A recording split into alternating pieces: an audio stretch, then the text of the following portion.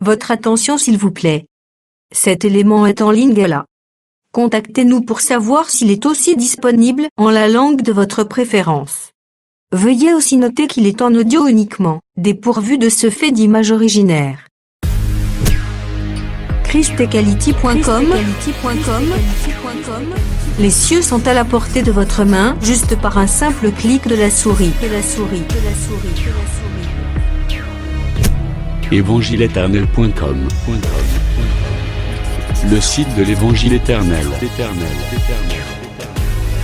À présent, nous vous convions à suivre la rubrique Libre débat biblique et religieux. À présent, la rubrique Pasteur et thème vous invite à suivre Le bien-aimé de Jésus-Christ et des saints. Le docteur Labrito Mbala, ministre de l'Évangile éternel. Très bonne détente. Mbongo sans argent. Boso bango sans argent. Boso bali pono pesa bino mais sans argent. Vous achetez sans argent. Aujourd'hui, Ésaïe 55 verset 1. On achète sans argent. Je vois verset 1 à Ésaïe 55.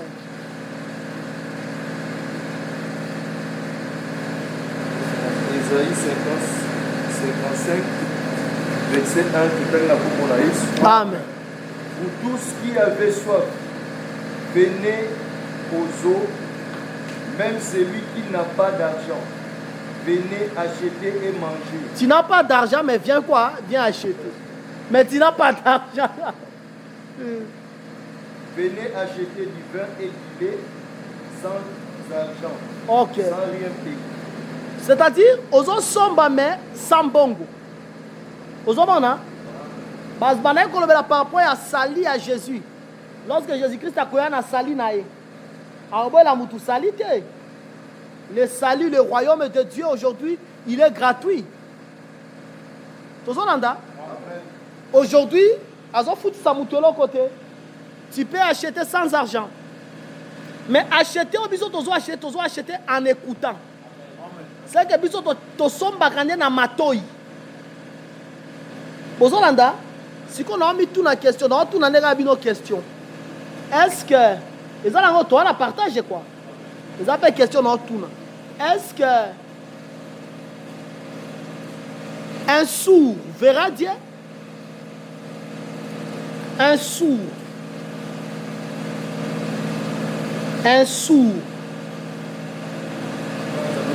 Un sourd verra Dieu. Et ça, la question là, tout nibino basali nangolo. Parce que on vient acheter sans argent. Lorsqu'on achète, on achète par l'oreille. Hein? Et puis on sommes en amatoy. Parce que acheter ici, ça veut dire toi tu viens, moi je vends. Mais moi je vends la parole. Je vends gratuitement. Je vends le blé gratuitement. Mais vous, vous allez acheter sans argent. Vous achetez en écoutant, non? Maintenant, un sourd, c'est comme s'il n'achetait pas.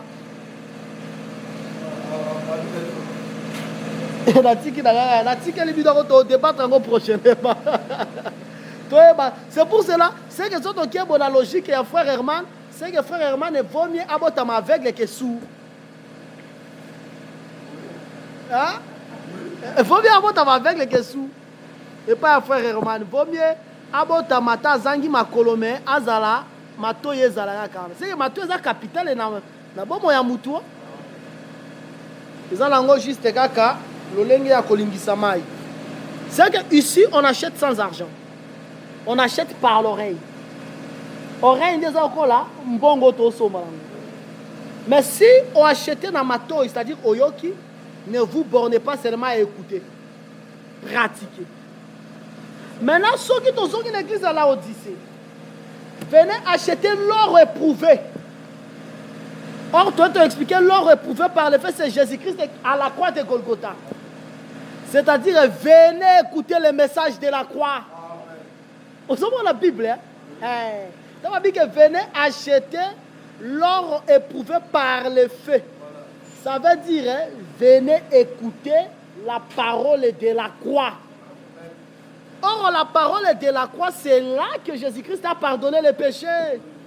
Je vous pardonne. Venez vous repentir. C'est ça ce qu'on veut dire. L'église à la Odyssée. Boyande bobongo la motema.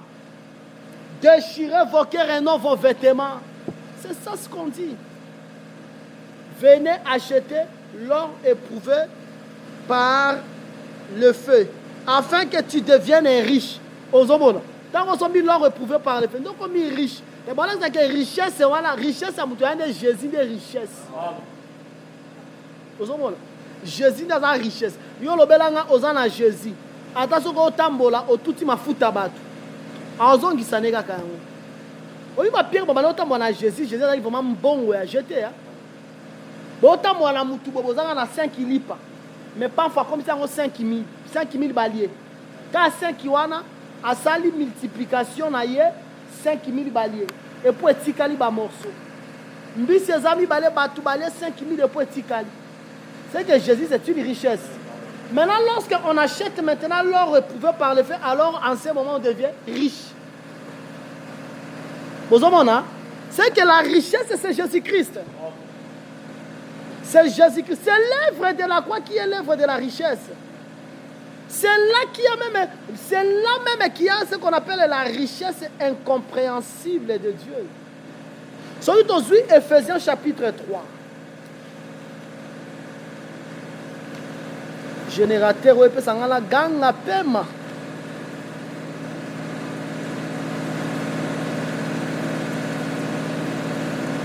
Je vois verset 8 à Ephésiens chapitre 3e.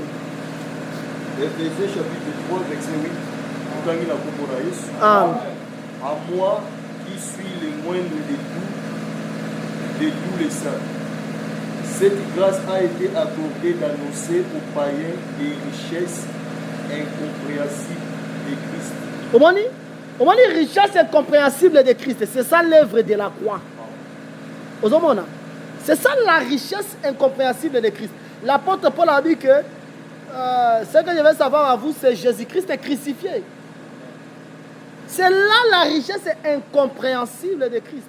Donc on a dit que venez acheter l'or éprouvé par le feu, c'est-à-dire venez vous repentir. Parce que l'or éprouvé par le feu, c'est Jésus-Christ à la croix de Golgotha. Maintenant, on sommes comme riche. On va dans un bon physique. Mais nous avons content qu'il y a des richesses. Mais richesse, c'est lorsque tu vas acheter l'or éprouvé par le feu.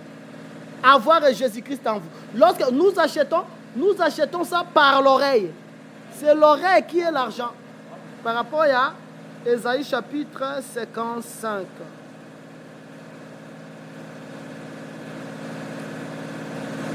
Je te conseille d'acheter de moi de l'or éprouvé par le feu, afin que tu deviennes riche de vêtements.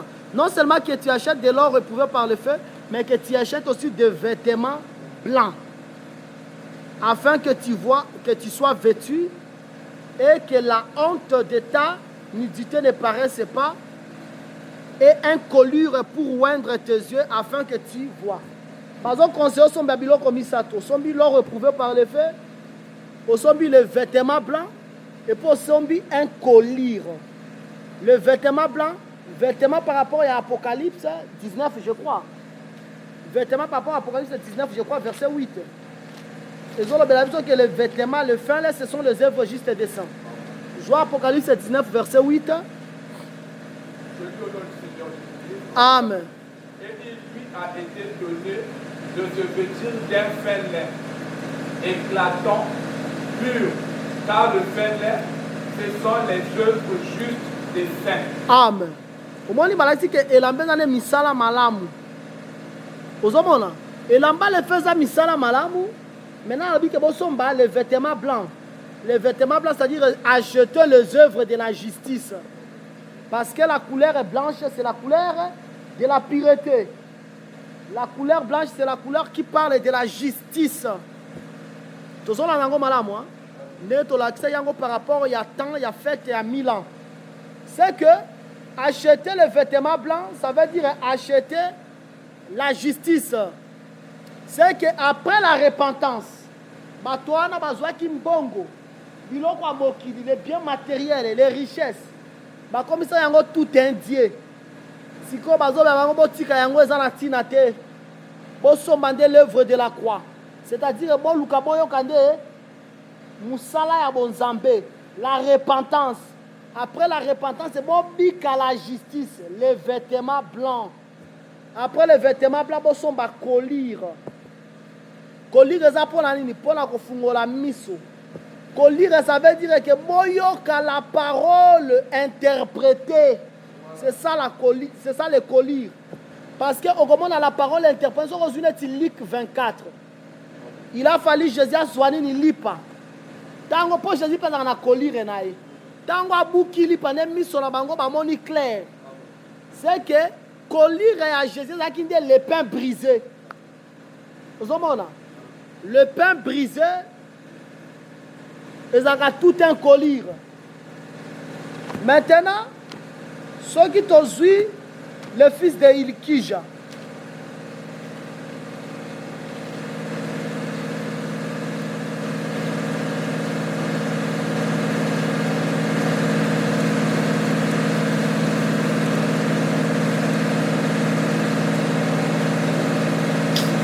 nazomona yango te me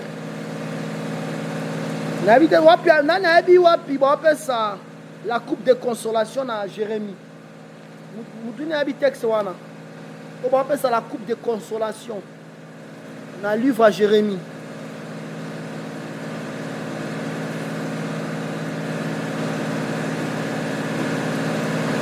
Das bapesa la coupe ya consolation.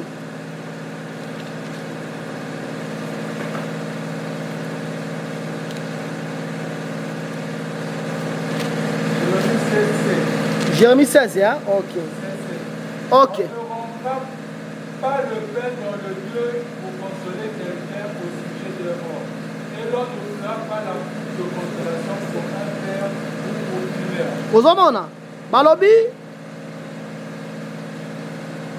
na kati ya matanga moye bobuka lipa eza te. Ozomona na matanga babukaka lipa te. Mais soki matanga eza te bokobuka lipa. Ozomona nakeka kuna mpona zwa poso na bina kota na umela makasi nakeka mpona lakisa ke omoni colire à Jésus, colire à Jésus est moko fabrikaka ezalaka nde lorsque le pain est brisé parce que soki le pain eza brisé miso emonani emoni malamu. Or na apocalypse abi ke botia colire na miso po bosala nini po bomona malamu mais pas à Jésus. Ce qui lui peut boucaler bomoni malam, c'est que lui pas boucaler colire à Jésus. Mais Jésus-Christ est un peu à ça la colire naï parce qu'il est un vrai chimiste. Mais colire à Jésus ça la ngonanine. Bon dans la Bible il faut écouter la parole interprétée. À ça la ngonde soyi na mabele. Salive na mabele ne ça la colire à Jésus. Wana chimiste ça no ya chimie. Yo zwa siko soyi na mabele tia butu la misu. Tout le monde a dit que peut-être ceux qui peuvent après 5 ans. Tout le monde a après quelques temps comme on a ta linette. Oh, pour la dido, frère, alors qui net na on a bien été azui ma belle à 500 on a so inae. Te oya Jésus qui m'a kamo mususu. So ina ma belle ça ni que muto amona. Ozomona. C'est que Jésus fabriquait son propre collier. Maintenant tu as le mouvement. A craché. Soit bibi munoko. Et kiti na mabele. Ozomona. Soit ika kobima la munoko kita mabele, c'est ça la descente de Jésus-Christ sur la terre. On m'a dit, munoko à Jésus, ou alors munoko à Jésus. Et comme il est ciel. Munoko à Jésus, c'est le ciel. Parce que on a là l'icolo, c'est le ciel. On a ce tiki mabele comme le ciel. Maintenant, munoko à Jésus, on est au ciel. Soyo bimi ni kona munoko à Jésus, on quitte la mabele. C'est ça Jésus-Christ qui descend comme Emmanuel. Dieu au milieu des hommes. Maintenant, soyo on attend quitte la mabele, soyo on est le négliger. Jésus est venu comme le négliger. Il est venu comme quelqu'un qui n'était pas Dieu. On l'a négligé, on l'a méprisé. Pourquoi? Parce que Jésus-Christ a dit qu'il soya Nzambe. Mais soywana, ceux qui vont s'engager en mabele, vont appliquer la mission de mission à Moutekomona. Ozomona. C'est que quand il y a mabele, soyaza quand il y a mabele. Mabele, c'est le prophète Moïse. Moïse, c'est une terre. Moïse, ça veut dire retirer des eaux. Maintenant, retirer des eaux, il faut s'en négliger pour que mise soit fouama. Pour mon amalam, il faut s'engager la loi et le témoignage. Nous, comment on a malam, nous, on a zéla. C'est que Jésus a la colère, le colère à Jésus qui dit associer la loi et la personne de Jésus. C'est ça ce que nous prêchons aujourd'hui. Tosibi Kantuma, Kampeme, Zamakamba Moïse. Mais tous autres, par rapport à Jésus. Mais Kosimba Kampuma na Jésus, c'est ça la salive mélangée avec la boue. Pour que Moutoua Mona, c'est que ça dit qu'on lit en Zambé. Qu'on lit en Zambé à la loi et au témoignage. C'est que Bazolo Bela Bato Yoboy. Au moins, il y a une richesse Nabino, richesse Nabino, c'est un Okopamba. Richesse Nabino, c'est éphémère. Richesse Yamalamu et Zandé, Bosomba. L'or éprouvé par les faits. Bosomba, les vêtements blancs. Bosomba, colir. C'est-à-dire passer par la repentance, vivre la justice, écouter la parole et expliquer. C'est ça les colir. C'est ça un peu. Et le Bandeko, il a fallu Basomba Yango pour que Bazala réellement riche. Parce que richesse c'est à Mokili et ça, richesse c'était devant le Seigneur. Malobina, verset 18, je te conseille d'acheter de moi de l'or éprouvé par le feu, afin que tu deviennes riche de vêtements blancs, afin que tu sois vêtu et que la honte de ta nudité ne paraisse pas, et un collier pour oindre tes yeux afin que tu voies. Tout le monde a bien tant que tout le monde a la loi et les témoignages. Sikoyo, verset 20. Toi qui es d'accord aussi, Lisa, bola muka. Verset 19. Dans le verset 19, forme de Dieu. Apocalypse chapitre 3, verset 19. Tout en akombonaïs. Amen. Moi, je réponds et je châtie tous ceux que j'aime. Aie donc Gisèle et répands-toi. Obani, alobini. Kilo kwa nyo soyate pona inio, nga nzambe na pamela kona lingi. Bien les mêmes nzambe ko pamela motonyo sote. Dieu châtie celui qu'il aime. Soki yo bazo châtie yo mona ke ozana bolingo ya nzambe. Ata soki muto azo châtie yo yazana ba penser à mabe. Mais yo mona ka ke nzambe na linginga. C'est que Dieu châtie celui qu'il aime. Nzamba kobeta mutunyo sauté. Ce qui t'a texte moko. Soit dans Hébreu 12 au tangi verset 6 et puis après tu as Corinthiens.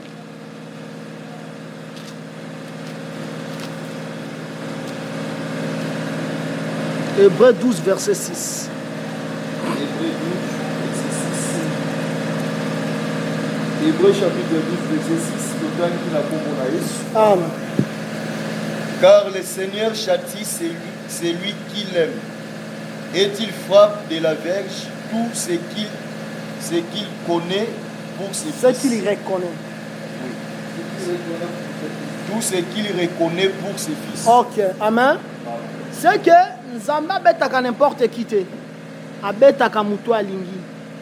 Soko moni moko ki ozalaka na mbongo, makambo bana ko marcher bien. Et marcher lisusu te. Parce que ça il faut comprendre que aux la carte il y a plein Nzambe. Soki Nzamba lingi on t'a ko reprocher jamais. Soki Nzamba lingi on t'a ko reprocher. Ton zoapé et texte musuna 1 Corinthiens. 1 Corinthiens chapitre je crois 11. Bobi tout ça matin on libérer mino kalamingité parce que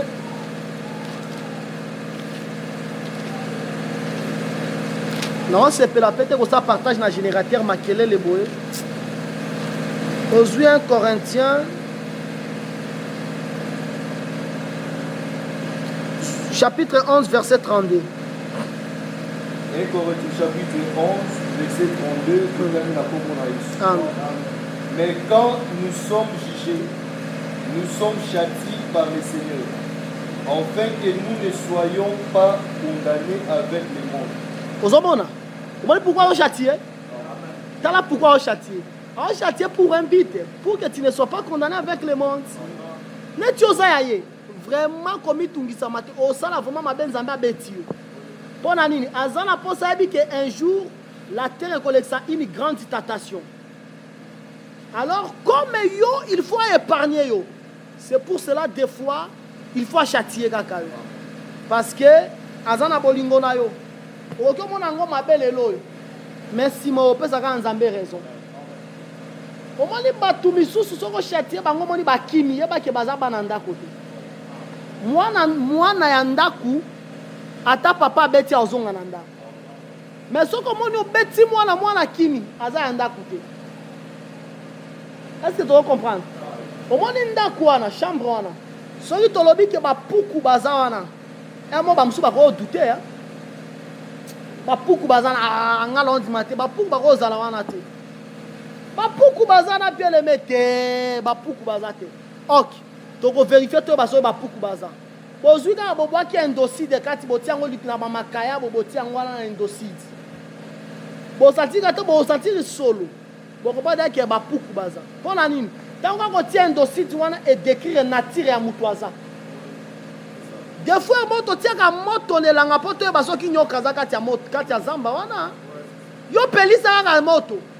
O pelisi moto tango mona ka nyoka bimio ko prendre zambo ezalaki na nyoka. Po nyoka ko vanda na kati ya zamba te. No mona mo boye mo ba ko blâmer kaka pour rien. Bazo blâmer pour ba vérifier so ki nyoka za kati. Mais quand blâmer faut boye mo ba ko fa fasha bitala keba na parce que beto mutu. Ah nyoka bibi. C'est ça, Dieu châtie celui qu'il aime. Parce qu'il veut nous épargner contre les jugements du monde. Au moment où pas vous chanter ou bien disciple, on sait là comment boya mabe, on mega kolobela muke boya comme tonga yo, on comprend danyo kabimi. Et là qui c'est le kwaza. Des fois nature ya muto zalaka décrite par rapport ya jugement. Tango beti mwana sokaza mwana na yo ozongela yo mais sokaza ya yo te okendo tongo libanda olobaki omoni papa leki poka kaza na mbongo pona nini parce qu'il n'est pas fils mais s'il est fils il va comprendre ozomona même Nzambe a en église à la Odyssée tango se présenter comme l'or éprouvé par les faits et ça qui aussi une manière à quoi éprouver ma chrétien à la Odyssée. Il a fallu mettre bango pour que nature na bango pe ebima pour que ba même na repentance. Obi ke nenge zana ezana ba misusu batika lisubu parce que comme dit leur poète les conséquences enseignent mieux que les conseils. Nzamba dit ma père moko betio il te châtie a betio mais na kati ko beta wana et même yo pe na repentance. On a mutu so baleko kende azo évoluer malamu mais moko ba activités zo marché sous terre nzamba kangi ba trunyoso omona mutu azongeli nzambe to mona ngo ebele omona moko frère mususu boy bomona ke boza tozana ba frère mususu na l'église frère na mona na ka so ya komi crise so ki frère na crise était amona na l'église était c'est que le châtiment de l'Éternel amène aussi à la repentance. Non, dans Nombre 21. Atinda qui les serpents brillants. Les serpents brillants, tango abando soit libota. Libota lobi que Moïse nous avons péché contre Dieu, contre toi. C'est que les serpents brillants a suscité, les serpents brillants a excité repentance et peuple. C'est pour cela ici le Seigneur est châti le frère, les saints de la Odyssée parce qu'il les aimait. Alors, donc, du zèle et répand-toi. On a quand on a zèle, donc aussi, maman, sapato et belé, parce que zèle les a sapato. C'est-à-dire, là, ta sapato. Parce que sacerdoce Jésus-Christ a passé biso sapato. A passé le ministère et sapato, c'est-à-dire le message qui rachète. Parce qu'il y a une différence entre Luc 9 et Luc 10. Dans Luc 9, Jésus-Christ a dit na sapato, a dit 12. A dit na sapato, a dit na tinik moko. Mais dans Luc 10, a dit na sans sapato, sans tinik. Or tinik est lamba ya kati. C'est que dans Luc 10, 70 ans les prophètes. Les prophètes étaient venus, mais pas avec un message qu'ils devaient racheter. Mais au temps de Jésus-Christ, les apôtres ont l'onction de Jésus. Leur message rachète, leur message interprète. L'interprétation là, c'est ça la tunique. Et les souliers, ça veut dire que le message expliqué rachète. Aux hommes, mais le message que a expliqué, ça ne rachète pas. Daniel a expliqué parce que le message expliqué rachète. Balobi, répands-toi. Voici, je me tiens à la porte. Je frappe. Si quelqu'un entend ma voix et ouvre, j'entrerai chez lui. Je souperai avec lui et lui avec moi. Nzambe aza na porte azobeta porte oyo atelemi azobeta porte wana eza portail oyo te porte wana eza motema na yo. Aujourd'hui le Seigneur est dans ton cœur, devant ton cœur, il frappe. Ouvre-lui ton cœur. Bien aimé dans le Seigneur, il faut donner le cœur à Jésus. Tu aimeras l'Éternel ton Dieu de tout ton cœur. Ouvrons nos cœurs. Laissons la place au Seigneur d'entrer dans nos cœurs, de régner dans nos cœurs, de dominer. Que la sainteté en moment de dominer. Si tu ouvres, il va entrer. Alors forcer au thé. Si tu ne veux pas, il ne va pas aussi entrer. Mais s'il entre, il va faire quoi? Il va souper avec toi. Souper dans la biloko ya tongo te. Biloko ya tongo benga ngo déjeuner. Souper za biloko ya pokwa. Mais soto fungoli mote mande siko akoti nda souper. Souper za bilia ya pokwa. Ozomona? Siko tala ndenge akota, tala soko fungoli ya koti ya souper pa na yo. Ya ko souper na yo poko souper na yo. Soki yo fungoli. Mais soko fungoli te, akota pété. C'est pour cela que tu vois Genèse 19.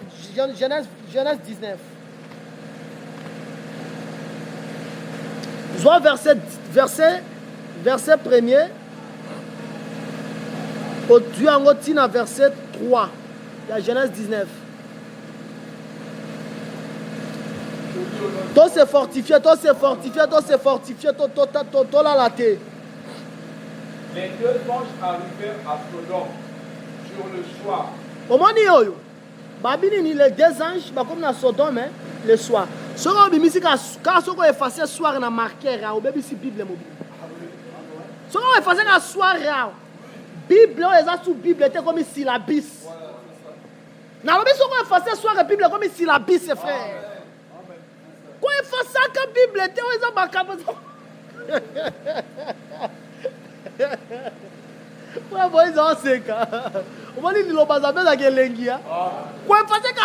Parce que l'évangile éternel explique les mots. L'évangile éternel explique même les points de suspension. Si on explique les points de suspension, on a la fraction de la lumière. L'éclair, virgule, point de suspension. Point de suspension, il faut remplacer un tonnerre. Parce qu'après l'éclair, c'est le tonnerre. Parce que l'éclair, ce sont les deux messagers. Le tonnerre, c'est la venue de Jésus-Christ dans Armageddon. L'évangile éternel explique par point de suspension. Si vous avez effacé le soir, on qui Bible comme si la bis était. Effacé quand soir, Bible comme si la bis. Continue le texte. Et l'autre était assis à la porte. Bandela, texte qui toque. Bandela. Les deux anges arrivèrent à Sodome sur le soir. Et l'autre était assis à la porte de Sodome. Quand l'autre les vit, il se leva pour aller au-devant d'eux et se prosterna la face contre terre. Puis il dit, voici mes seigneurs, entrez entrez, je vous prie, dans la maison de votre serviteur, et passez-y la nuit. Lavez-vous les pieds, vous vous lèverez de bon matin, et vous poursuivrez votre route. Non, répondit-il, nous passerons la nuit dans la rue. Mais l'autre les pressa tellement qu'ils firent chez lui et entrèrent dans sa maison. Comment dit? Osons continuer. Si tu ouvres la porte, qu'est-ce qu'il doit faire? Hein? Il va entrer. Qu'est-ce que l'autre a fait? L'autre, il a ouvert la porte. Et puis, on va passer une côte. Le problème, c'est que ceux qui m'accordent, il faut pas souper. Bible. Continue. Il leur donna un festin. Et fit cuire des pains sans levain. Et ils mangèrent. Sukawana. Sikoyo, bakota ki na soir. Ozomona. Bilia yo bazoli eza déjeuner te. Tu vas comprendre, hein? Bilia yo bazoli eza ne souper. C'est ça la Bible, non? C'est trop clair. Si tu ouvres la porte, je vais entrer, je souperai avec toi. Évidemment. Ba un jour, ba comme na tongo te, ba comme na pourquoi. C'est que Bilia yo balia ki ezala ki souper. Pour la nuit, pour l'autre fungola qui porte par côté. Avant mon apocalypse, ça a dans la Genèse déjà. Vous savez, si vous avez un côté, vous avez souper na yo. Bolien na bango biloko ya poko. Remarquez, baza combien? 2 anges. Dans Genèse 18, verset 1, bayaka bazala combien? 3. N'a pas tout comprendre la Bible. Bazala qui 3. Tango baza 3, Abraham a bengi bango te mes seigneurs. Abengi bango mon seigneur. Baza 3 papa, babandi ko continue nzela na Abraham. Donc batambola na Abraham, batambola tango basisi kolia te. Babandi otambola na Abraham, Abraham otika bango na nzela. Tango babandi otambola na Abraham, bazaki sumisa te bazaki moko. Bazaki 3, bakomi moko. Moko wana de abike na otoke na Sodome. Tango komi na Sodome bakomi mibale. 3 moko mibale. La loi, les psaumes et les prophètes. Et comme il manque Jésus-Christ. Tant que Jésus a couffé les coulousous. Jésus est là, ce qu'on y a envie, alors moi et les pères et nous viendrons en toi. Moi et les pères, et comme il est 2 anges. Est-ce que vous comprenez? Au moins, et ça, on a un mouvement. Il y a la loi. Il y a travaillé dans les prophètes. Il y a travaillé dans les psalmistes. Il y a comme Jésus-Christ. Parole faite chair. Comme moko. Pour ba ki misa te pas mais bazongi moko. Awa moko ndake na kotika Abraham na nzela. Nde Abraham azo beleke so kuti 50 juste au moment mboka. Abana ko so na moko. Misa to na mi bale bazongi kati na e. Elino ba ke parole comme chair et comme Jésus est moko. Tango Jésus a commis. Et puis tango c'est Jésus est sur la terre. Maintenant Jésus aujourd'hui aille pas à l'autre. Aille pas à l'autre dans temps du soir. Jésus est au milieu de nous, mais il est au milieu de nous comme 2. Comme les 2 seigneurs. Le Seigneur a dit à mon Seigneur, assis-toi à ma droite. Le Seigneur a dit à mon Seigneur, le Seigneur a dit à mon Seigneur, la parole est l'explication de la parole. Mais quand on n'est pas est-ce que tu veux comprendre la Bible? Maintenant, ils ont déjeuné. Ils ont soupé, ils ont soir. Maintenant, ceux qui ont fumé les portes, Jésus-Christ à côté, beaucoup soupé naïe. Qui veut dire que ceux qui ont soupé naïe, il va te sauver. Ndomoni tango l'autre a yambi batuana balie pas l'autre, babi atabino moko. Biso lipa ya guto lioyo, ata l'autre balamba keloko bilia elengi boete, to ko tika yote. Ne pas sauver l'autre. Vous comprenez? C'est que si l'Éternel entre dans ta vie, tu acceptes que l'Éternel puisse souper avec toi. C'est que l'Éternel ne va pas te laisser comme ça. Il te sauvera. Nde azolo bana Laodicée, soko fungo li porte na koti. Na ko souper na yo. Ko souper no lingo ba ke je vais entrer et je vais te sauver. Tala siko pour nzamba lo ba ke je vais te sauver alobia wa souper. Pona ni po bate iba munga, bate yebele ya satana ba yango te. Parce qu'un Nzambe a révélé la parole à tout le monde était. Au temps ancien, il a révélé sa parole à Israël. Il a laissé les autres nations. C'est ça ce qu'il fait aujourd'hui. Actes des Apôtres chapitre 15. Il a pris à Dieu aujourd'hui de choisir une nation parmi les nations. C'est ça Dieu. Est-ce que tu veux comprendre? Si on dit que je souperai avec toi, ça dit je te sauverai.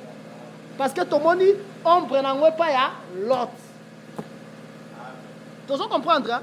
Maintenant, nous avons comment on a expliqué parce qu'il faut que voir la richesse Seigneur sur Abonzambé.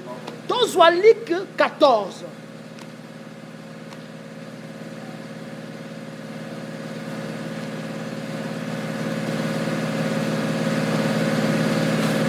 Dans Luc 14.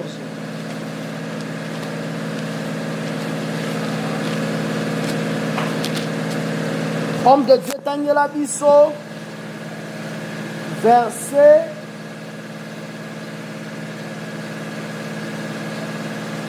12, à verset 14. Luc chapitre 14, verset 12 à 14, Ah, il dit aussi à celui qui l'avait invité, lorsque tu donnes à dîner ou à souper, n'invite pas tes amis, ni tes frères, ni tes parents, ni des voisins riches, de peur qui ne t'invitent à leur tour et qu'on ne te rende l'appareil. Il dit aussi à celui qui l'avait invité, lorsque tu donnes à dîner ou à souper, n'invite pas tes amis, ni tes frères, ni tes parents, ni des voisins riches, de peur qui ne t'invitent à leur tour et qu'on ne te rende l'appareil. Avant de continuer, Abinenge Zawana, non, mais son conseil. Ceux qui ont invité Moutoupo à dîner ou bien à souper, ça y a bilok bilia à pourquoi. Abi kobenga yete, kobenga baninga na yote, kobenga bandeko na yote, kobenga baboti na yote, kobenga pe ba voisin na yote. Poso kobengi bango na fête na yo. Bango peta ba osala fête, bango pe ba osala nini? Ba obenga yo. Est-ce que ceux qui ont sali fête obengi voisin? Aïe allié la fête na yo. Et qui pas sali fête à bengi au kiolier. Est-ce que ça m'a bé? La tous on a logique à mon mais Jésus a fait ça pour tout conseil, on a conseil à Jésus. On peut voir que ça vient quand mon déco. Mon négezana. Si on sali fête na, comme nga ba camarade notre yo lobelanga, yo sala défense, collation de grades. Aussi de sa classe na université. Au sali fête, comme nga ba de côté. Kobenga ba camarade no achikete po bango peta ba aussi sa classe ba obenga peyo est-ce que so bango ba sisi classe ba bengi ope na fête na bango est-ce que ça mabe mais Jésus ope sa mutu conseil abi ko sala yango te on ne que bible za bunene me batu ba sotaka be écriture belé la Bible. Continue le texte. Mais lorsque tu donnes un festin, invite des pauvres, des estrompés, des boiteux, des aveugles, et tu seras erré de ce qu'ils ne peuvent pas te rendre l'appareil, car elle te sera rendue à la résurrection de Jésus. Il devient mystique. C'est une chose qui fait yo. Si on s'allie fait yo, yo benga ba pauvre. Pour ça on bengi pauvre à la fête yo. Est-ce qu'il y a comme ça la fête? Ah la bonne on a fait idée. Mais si on s'allie fête, on bengi bateau baza la bonne. Tant on peut bosser la fête ça va on peut ba benga. Mais ceux qui ont sali fête, on peut son conseil. Jésus voilà Jésus là sérieux on s'est écarté. Pour m'habiter que Jésus riait ici. Ah voilà on s'est écarté. Trop sérieux. Si on s'allie fête ya, benga ba pauvre. Benga ba estropié pour bango mukola tambo te bango ba ko éviter yo. Si ko pola ni na lobaki bongo. Mais fête tu vois non ça là on est des souper bilier à pourquoi? eza mpona nini nzambe asalaki feti na ye ozomona nzambe asalaki feti na ye nzambe abengi bato nzambe abomi vraiment bilia abengi bato balia bato wana abengai bango eza Israël. Israël est mangé parce que Dieu lui a donné la nourriture. Nourriture, voilà, on remarque que agneau, il faut qu'on na pourquoi. Ozomona. Agneau, voilà, tant qu'on a na pourquoi. Tant qu'on est bandawana après la mort de l'agneau, ça tant du soir. Et vous aussi, c'est le désert.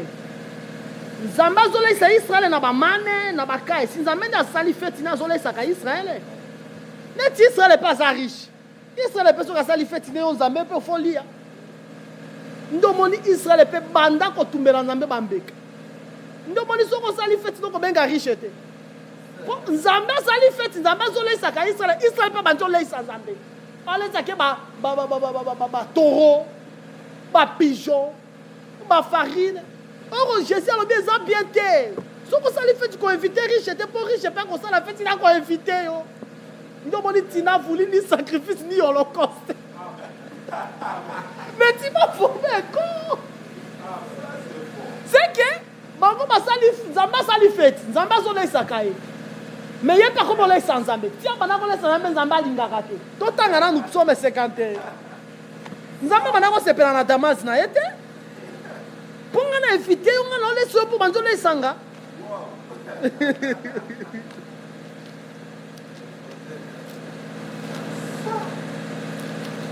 Joie verset 18 à 19. Il y a psaume 51. Psaume chapitre 59, verset 18 à 19. Autant il a comme Amen. Si tu voulu des sacrifices, je t'en aurais offert. Mais tu ne prends point plaisir aux holocaustes. Ah, déjà, Psalmiste a dit que Nzamba s'est fait dans l'holocauste. C'est que les filles ont invité Israël. Israël peut inviter, il y a d'autres séparés. Si on a invité, on a invité Ngate. Beaucoup de Nzamba lingaki. Ceux qui ont invité, on a soupé, on a biloko, on a bilia, on a invité pour aller à bilia. Continuez. Les sacrifices qui sont agréables à Dieu, c'est un esprit brisé. Ah, au moins les sacrifices sont en balingata. L'esprit brisé. Israël, malgré le rituel, il n'avait pas un esprit brisé. Nzamba zala qui n'a pas sa métier aller à Israël. Bilia oh Israël a copé ça y est. Et zala bilia physique était. Et zala l'esprit brisé. C'est qu'il faut Israël zala pauvre. C'est pour cela errer les pauvres en esprit. Amen. Car le royaume de Dieu c'est pour eux. Amen. Ah, ça peut être pensé à pauvre. Parce que c'est le pauvre qui a le cœur brisé. Nous sommes sous Jérémie. Soit Jérémie.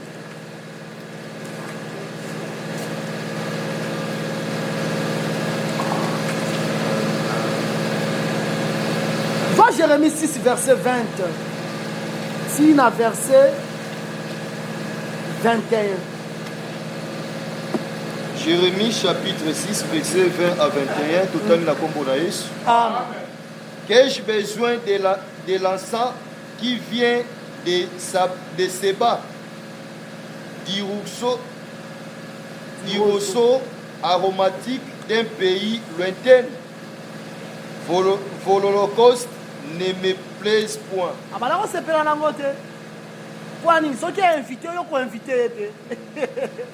Continue. Et vos sacrifices ne me sont point agréables. C'est pourquoi ainsi parle l'Éternel. Voici,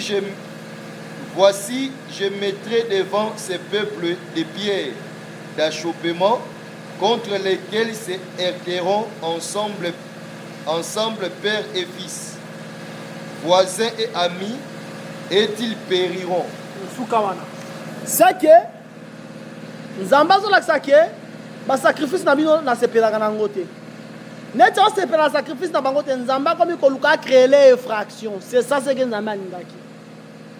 Bon, nzamba zana pour ça se débarrasser na Israël. Au moins moi si ya, mobali soki alingi su moi cité, akoma ko créer les fractions. Non lo bela bino ya solo, même na ba misala bo salaka. Bon remarquez que soki chef azana azolinga susu yote, akomi ko créer les fractions. Obi ko roika ko seka bo lobi ke eza fraction. Abi pourquoi Thierry? Non lo beli ya solo. Obi ke soki mutu alingi mutu te ya. Soki mutu abanjo lemba mutu. A créé la même fraction. Au moins la kena elo komo ko zangi tina. Au moins la faute wana. Bien aimé non lo bela bino ya solo. Soki olobi luka mutu nyonso na faute ozwaye. Komi tungisa manote. Na lobi bien mutu nyonso na mokili. Soko za la poso luke na faute ozwaye komi tungisa mate.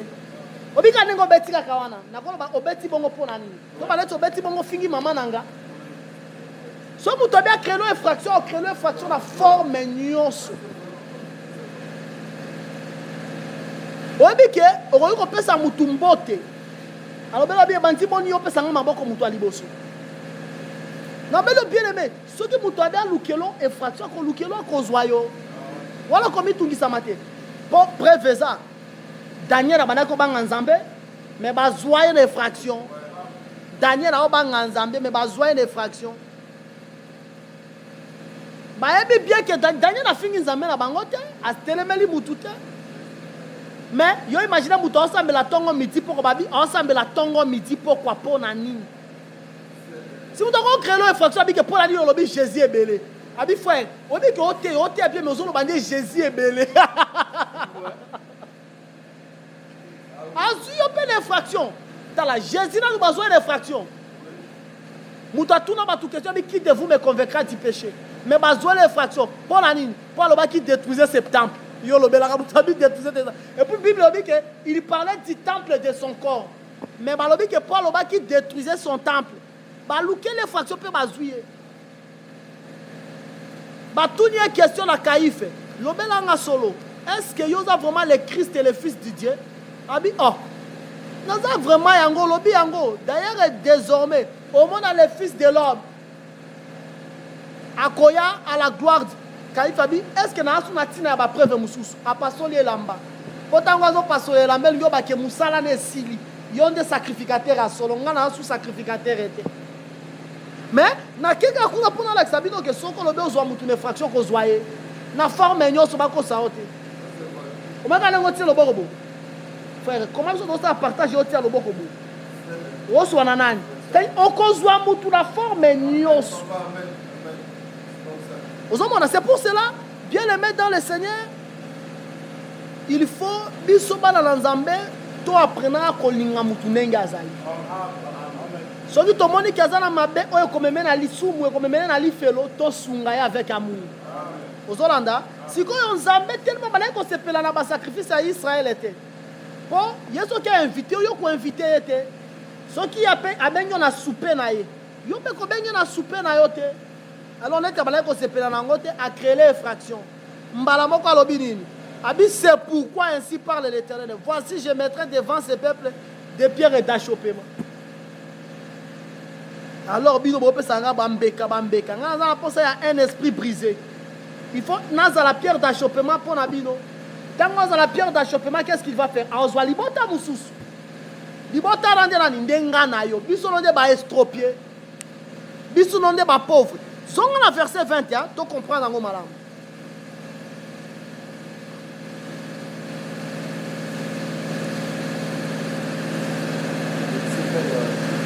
Il y a Jérémie 6.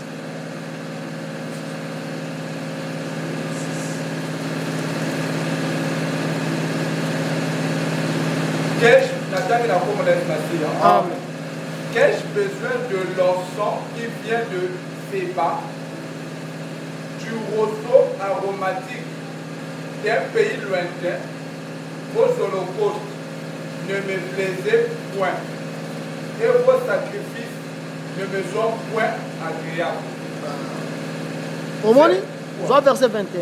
Ok. C'est pourquoi. Le fait que Babylone la vie est agréable était. Tala sikwelo konzambe alobi. Continuez.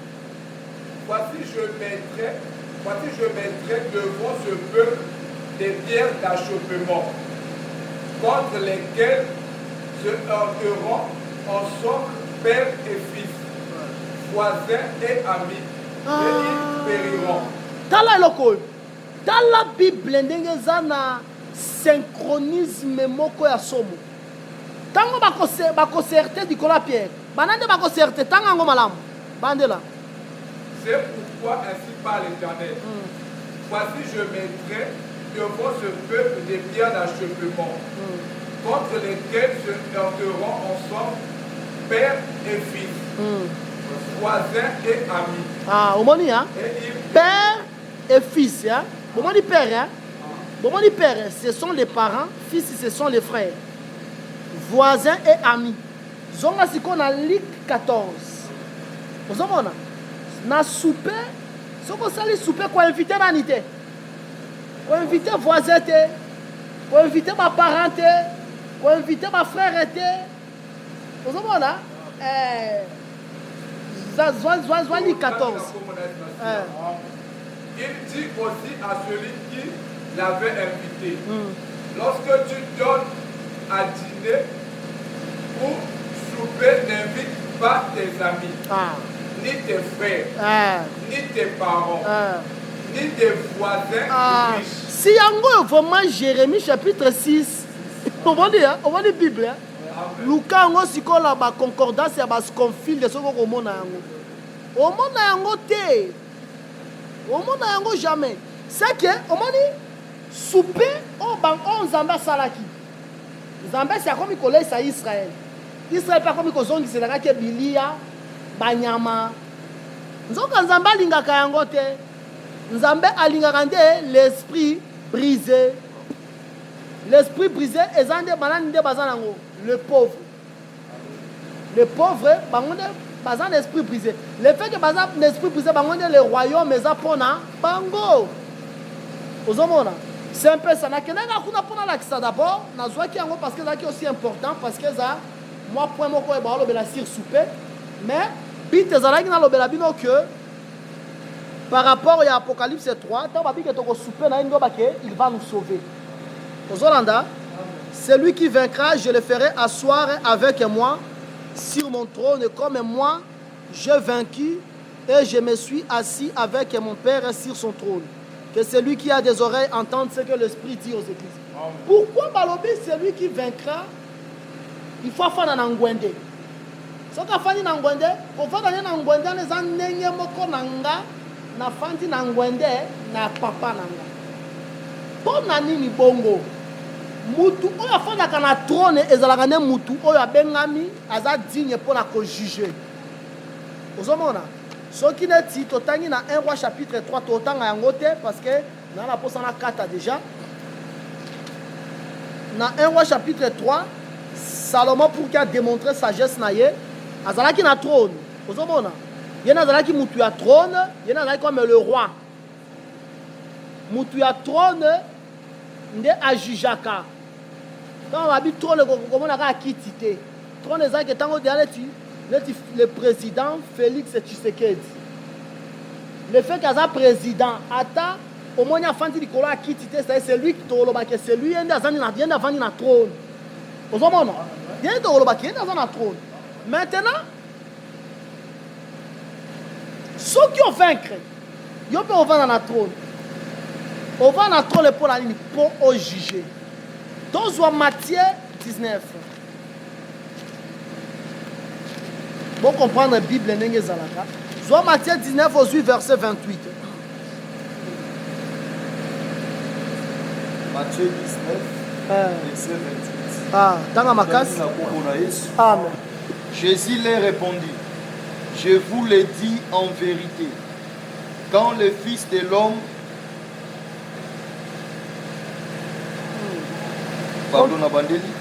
Jésus leur répondit, je vous le dis en vérité, quand le Fils de l'homme, au renouvellement de toutes choses, sera assis sur le trône de sa gloire.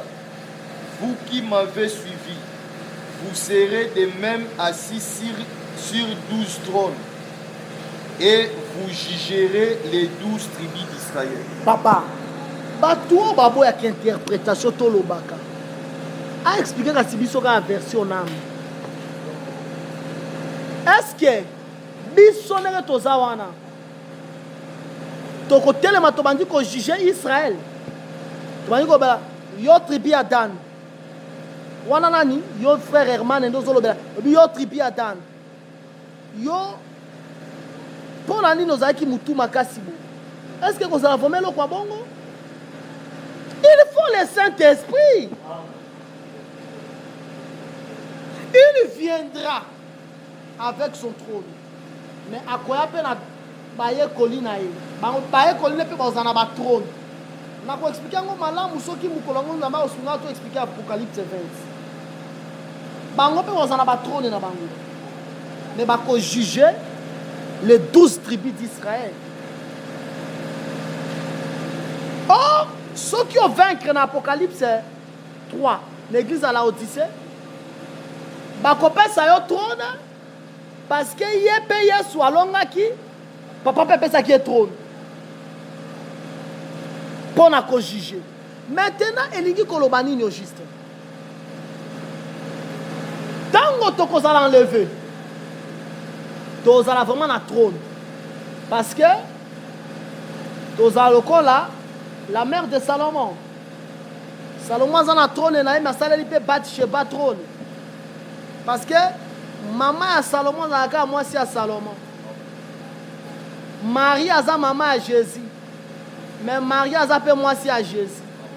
Non, mon Jésus a bien maman, maman est vraiment bien une femme. Et quand on dit un groupe de prière que Jésus a impoli. On comprend la tama comme Jésus est poli.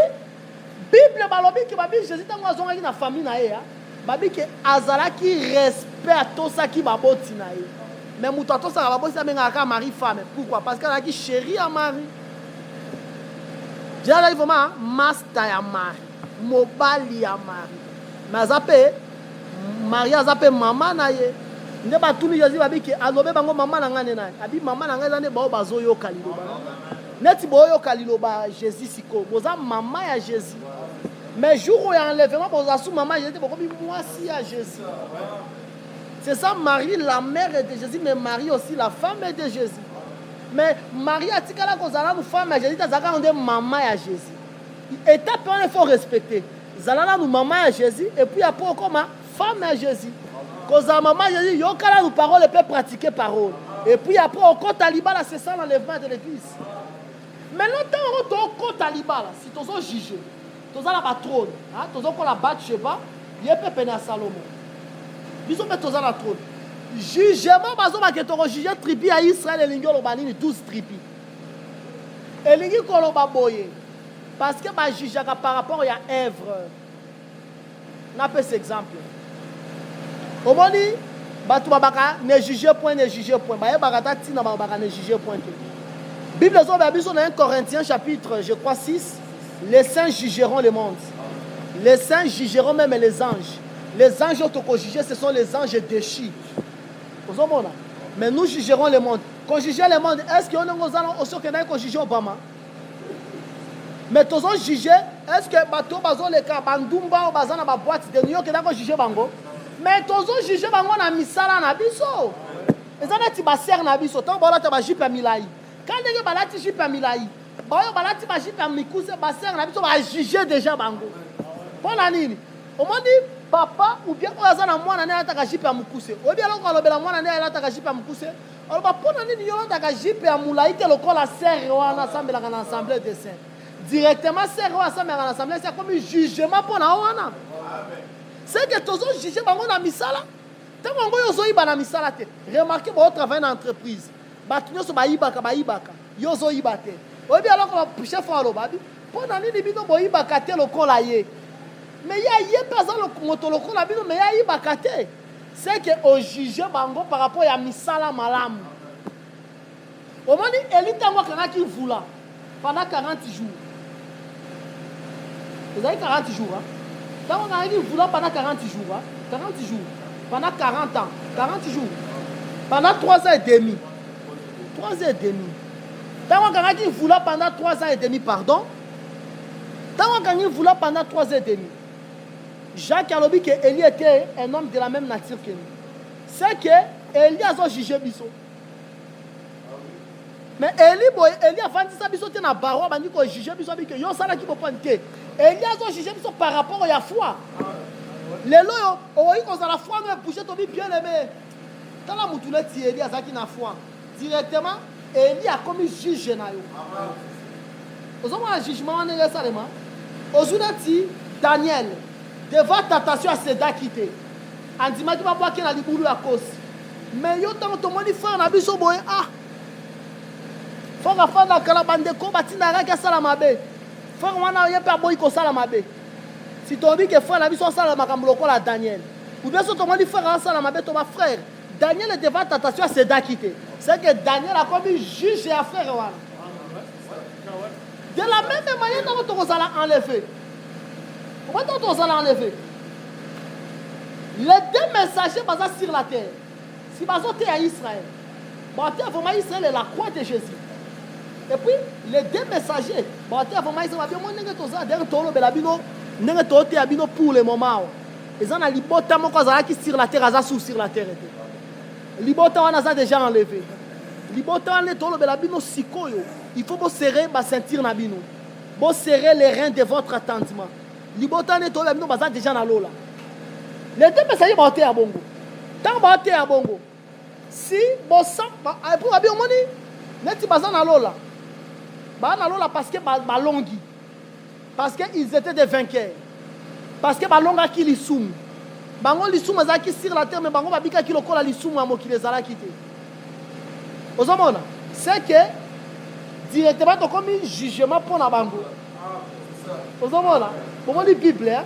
Quand on dit que donc on jugeait les 12 tribus. 12 tribus, voilà, ce sont les 144 000. On va croire 12 000. Donc on jugeait Bango comment? C'est-à-dire que Misala Nabiso. Bango peut se dire Bango Bika Bossan, il faut que Bika Bossan pour tout le monde va se accueillir. Si tu juges Bango, ça veut dire que tu vas te Bango la barre, tu vas juger Bango. Au moment de Jésus, c'est à la trône. Aujourd'hui, Jésus-Christ a jugé. A jugé pourquoi? Parce que tu as Lukato Bikara Bossan, tu n'es pas Bikaki.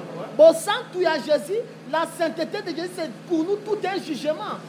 Tozo Lukato s'adapter à Bossan, tu as Jésus. Biso petango, biso peto koki, to comme la perfection. Les 2 messagers, ba côté bango bibino pe faut Lukato comme la perfection le ko la bango. Parce que ceux qui mutoza mosumu qui ont en zambete, directement tozo juger, c'est ça la Bible. Maintenant, celui qui vaincra, il peut accompagner dans la trône. Celui qui vaincra, je le ferai asseoir avec moi sur mon trône, comme moi j'ai vaincu et je me suis assis avec mon Père sur son trône. C'est qu'on va ensemble avec Jésus dans le trône, c'est-à-dire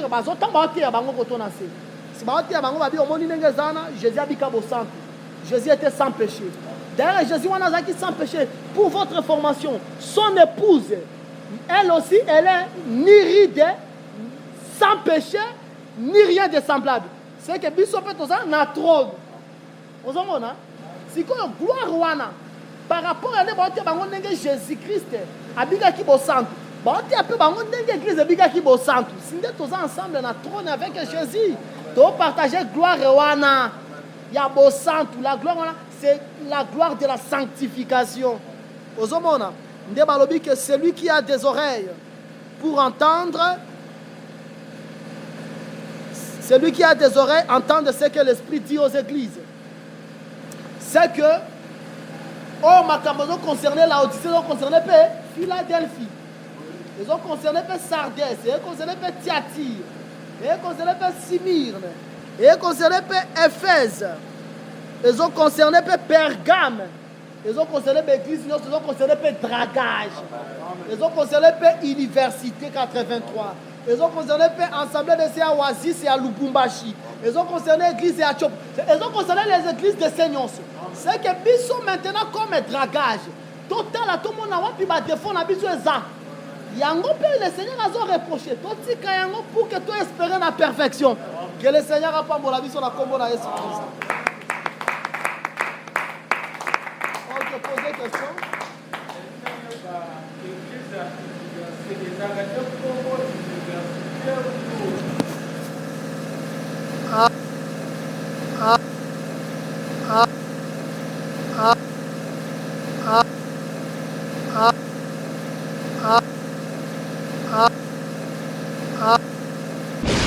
Merci d'avoir suivi ce message et que Jésus-Christ vous bénisse. Si vous avez une question à l'intention de l'homme de Dieu, si vous voulez que l'homme de Dieu prie pour vous, si vous voulez vous confier à l'homme de Dieu, ou si vous voulez tout simplement bénir l'homme de Dieu, contactez-le directement si ses coordonnées sont disponibles depuis sa page. Sinon, contactez-nous et nous lui transmettrons vos préoccupations.